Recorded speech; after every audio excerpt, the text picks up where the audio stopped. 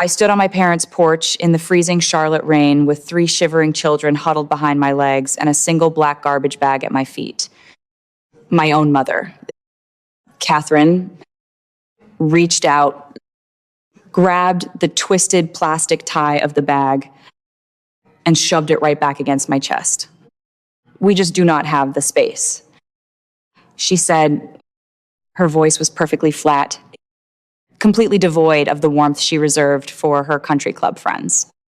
Over her shoulder, through the glowing front window, Spencer stood in the warmth of his dedicated gaming room. My 32-year-old brother adjusted his headset, caught my eye, and actually smirked. The heavy oak door slammed shut. The deadbolt clicked.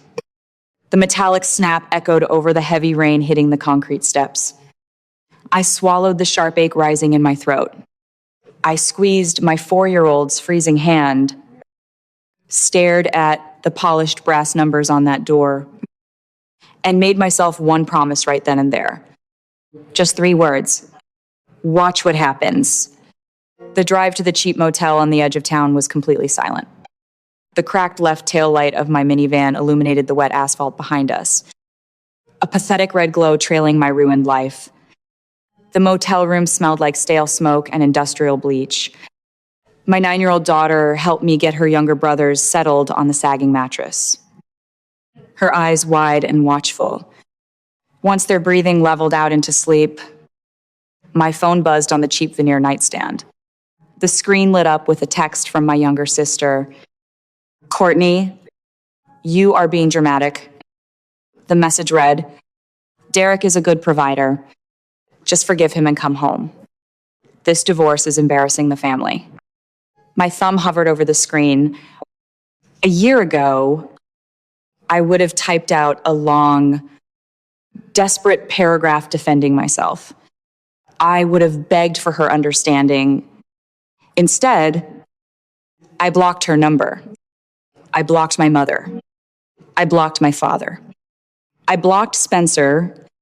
The silence in the room suddenly felt incredibly loud, but my shoulders dropped for the first time in weeks. I opened my laptop. Derek thought he was a genius for changing his personal banking passwords the morning I found out about his affair. He thought he had locked me out of the narrative, but he forgot who he was married to. I was a clinic manager.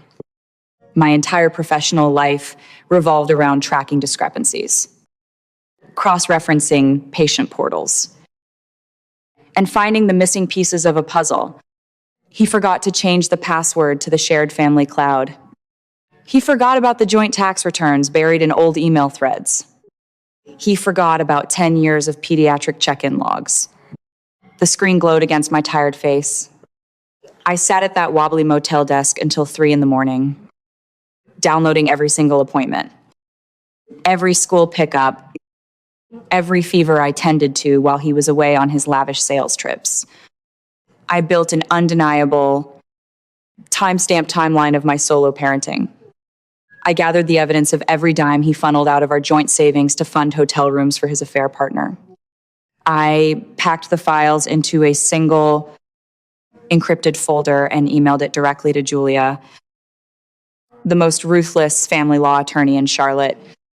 I was the invisible backbone of that family for a decade, expected to absorb their messes and patch their cracks. But tonight, the patching was over. I was building a legal war chest. The escalation happened fast. Derek's lawyer sent over a brutal email the following week, demanding a 50-50 custody split. Derek did not want the kids half the time. He just wanted to completely dodge paying child support. It was a classic intimidation tactic.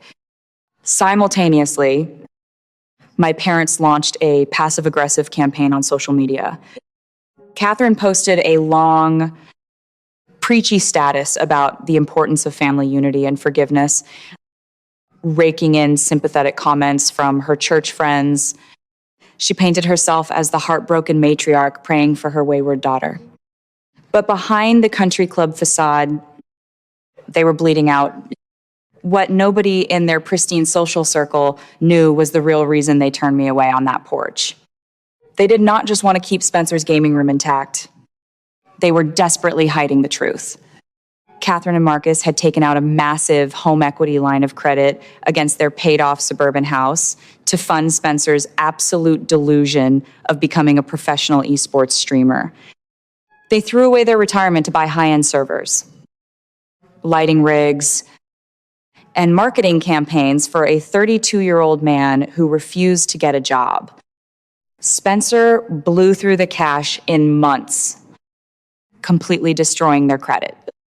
For almost a year, they had been secretly dodging foreclosure notices, drowning in debt, and terrified that if I moved back in, I would uncover the financial rot eating their perfect image alive. They sacrificed me and my children to protect a parasite, simply because his dependence made them feel powerful.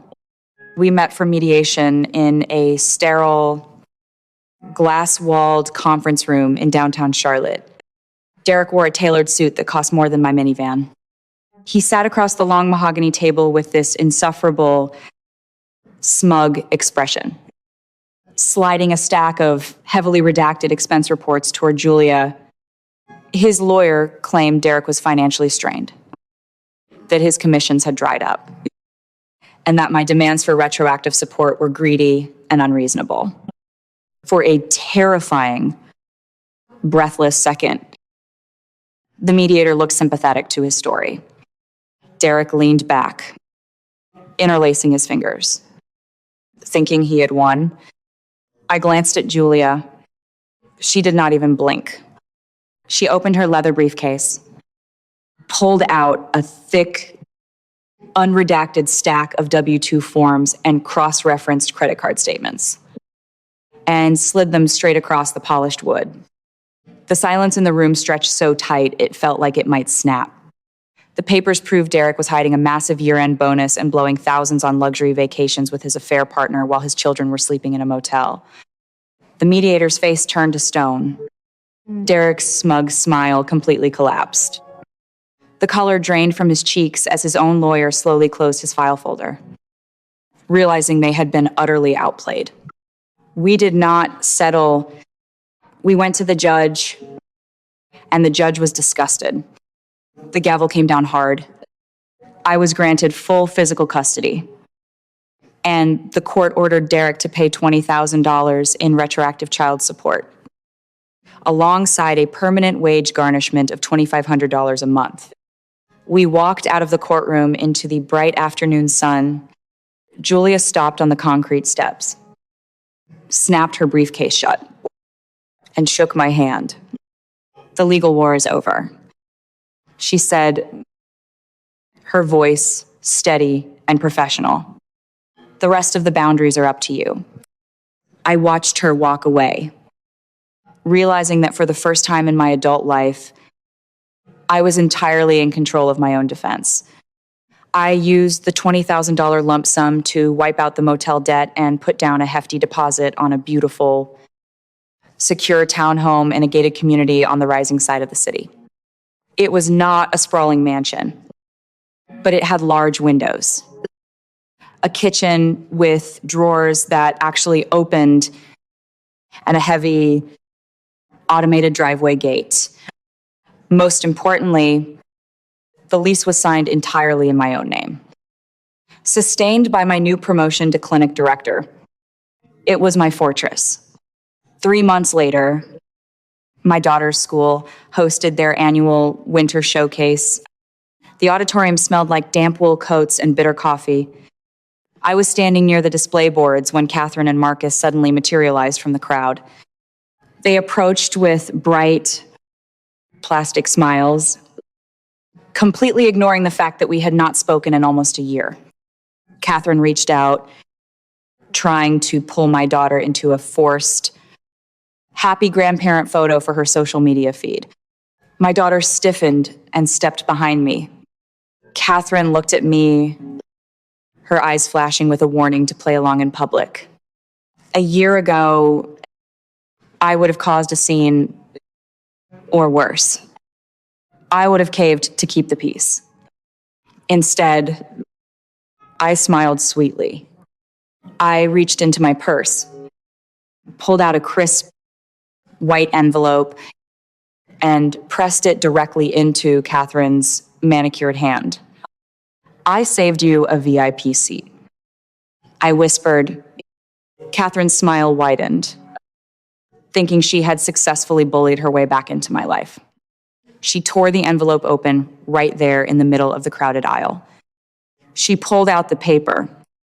It was a high-quality, full-color printout of the motel receipt from the exact night they locked me out in the rain, with a sticky note attached that simply read, "Thank you for teaching me. I only needed myself." Her face went completely ashen. She dropped her hands. I turned my back on them and walked away with my kids. The quiet victory sweeter than any shouting match could ever be. The real climax arrived 2 weeks later, unannounced, on a stormy Tuesday evening. The rain was coming down in thick, heavy sheets, beating violently against the windows of my new townhome.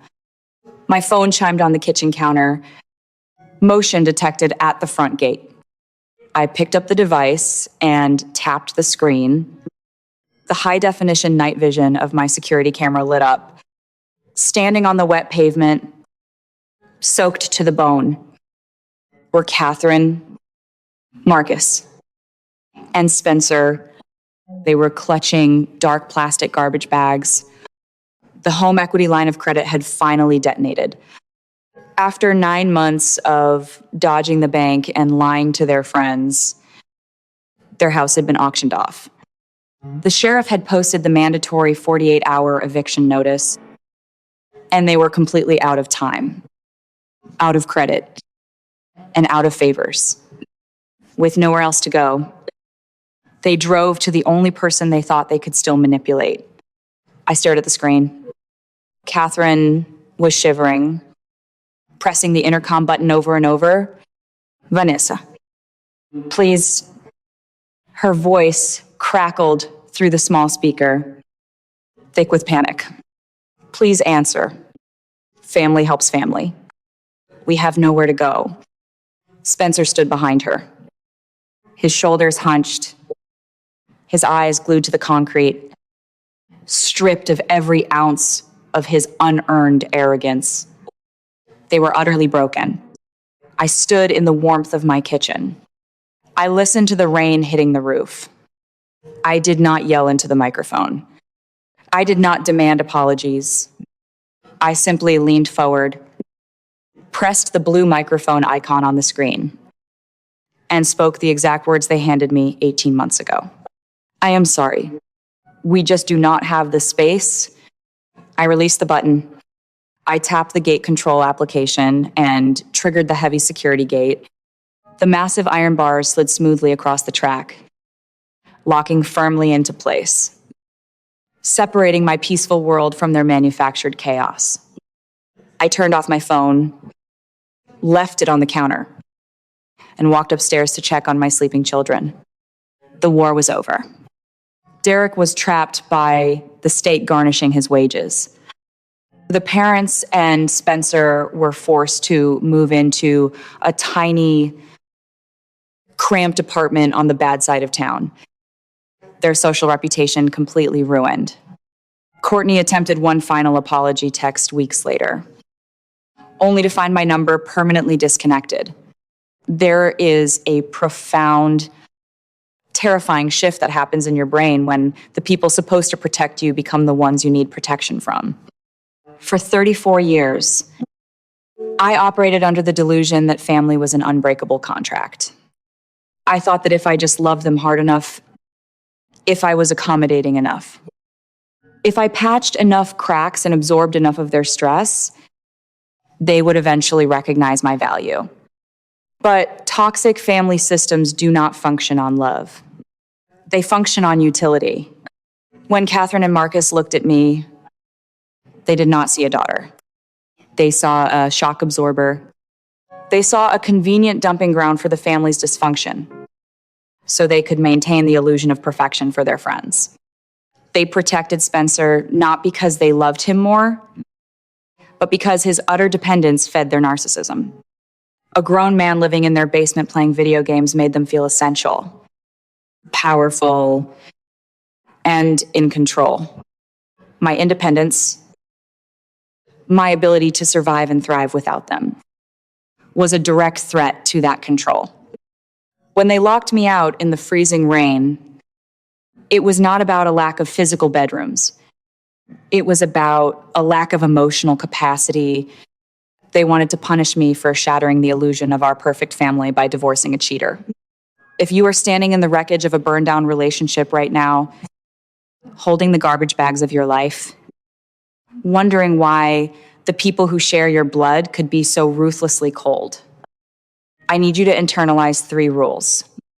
These rules cost me everything to learn, and they are the foundation of the castle I built from the ashes. Rule number 1, blood does not make you family. Reciprocal loyalty does.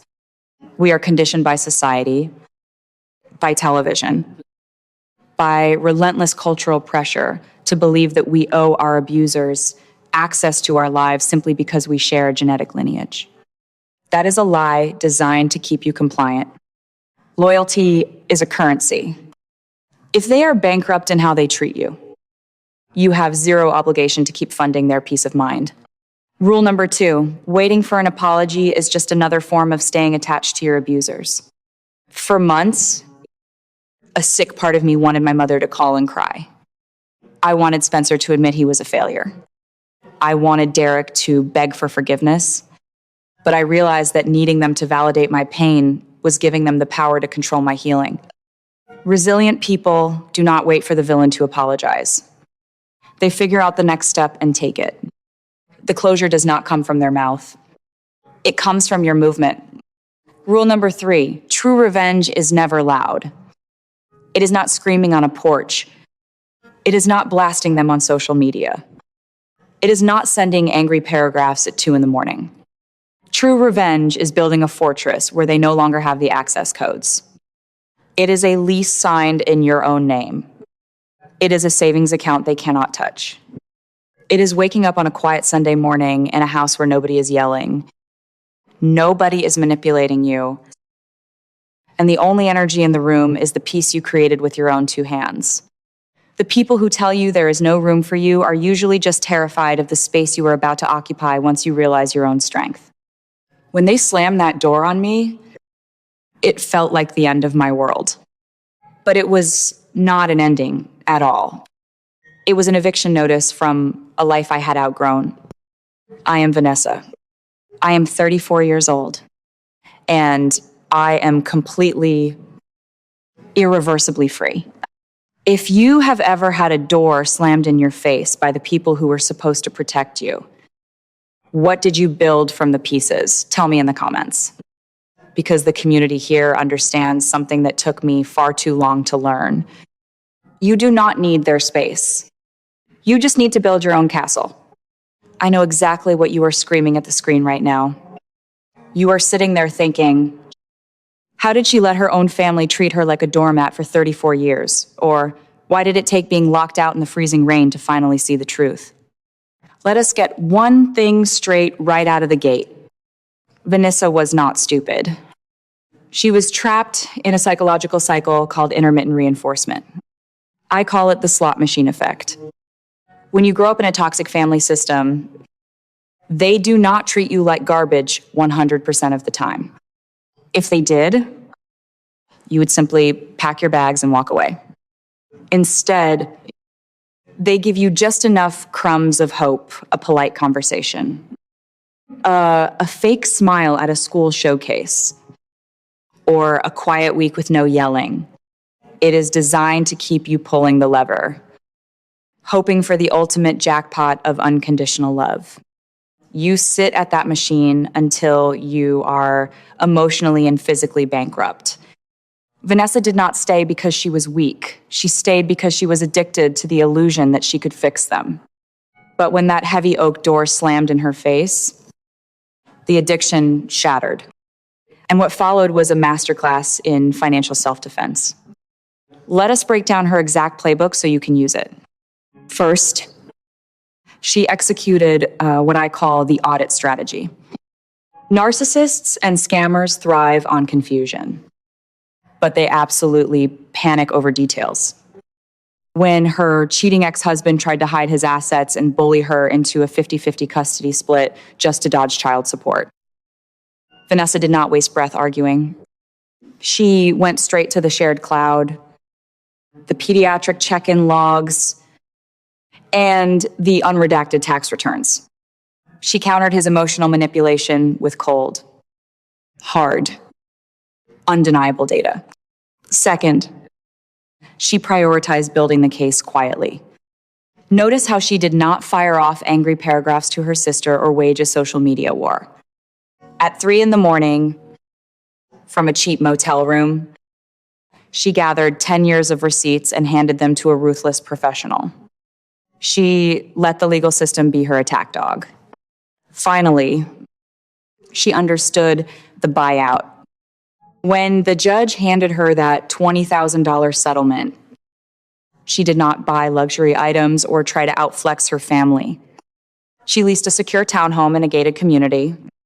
She invested every single dollar of that payout into a physical, impenetrable boundary. Contrast her strategy with her parents, who took out a massive home equity line of credit to fund a 32-year-old man's gaming delusion. They committed financial suicide to protect their ego. Vanessa used her capital to buy her freedom. And maybe that is the part nobody tells you about survival. It does not always look cinematic. Sometimes it looks like signing lease papers with shaking hands. Sometimes it looks like eating cheap cereal with your kids on the floor because the furniture has not arrived yet. Sometimes it looks like deleting a contact and crying afterward. Not because you want them back, but because you are finally grieving the version of them you kept hoping would show up. Vanessa did not become strong in one dramatic moment. She became strong through every quiet decision after the door slammed, every receipt she saved, every message she refused to answer, every boundary she enforced without explaining herself to people committed to misunderstanding her. And that is the lesson. The people who abandoned her in the rain expected her to come crawling back because that was the role they had assigned her. The forgiving daughter, the responsible sister, the woman who would always make space for everyone, even when nobody made space for her children. But once she stopped performing that role, the entire family system collapsed under its own lies. Derek lost control because Vanessa stopped arguing and started documenting. Catherine and Marcus lost control because Vanessa stopped begging and started building. Spencer lost his throne because the house that protected his laziness was never stable in the first place. In the end, Vanessa did not need revenge to destroy them. Reality did it for her. Her only job was to step out of the blast radius. So if you are watching this while carrying guilt for choosing yourself, hear this clearly: protecting your peace is not cruelty. Refusing to reopen the door is not bitterness. Walking away from people who only love you when you are useful is not betrayal. It is self-rescue. Sometimes the most powerful sentence you will ever say is not shouted. It is calm. It is simple. It is final. I'm sorry. We just don't have the space. Not because your home is too small, because your life is finally too peaceful to let chaos move back in. Here is the ultimate reality check. Toxic people will drain your bank account, your energy, and your sanity if you allow them access. But the exact moment you stop dealing in emotions and start dealing in receipts, their power completely evaporates. You do not owe anyone a seat in your castle if they made you eat out of a garbage bag in the rain. If you have ever had to emotionally or financially audit your own circle, drop a comment below and tell us how you built your fortress. Subscribe to the channel for more deep dives. Protect your peace. And always keep your receipts.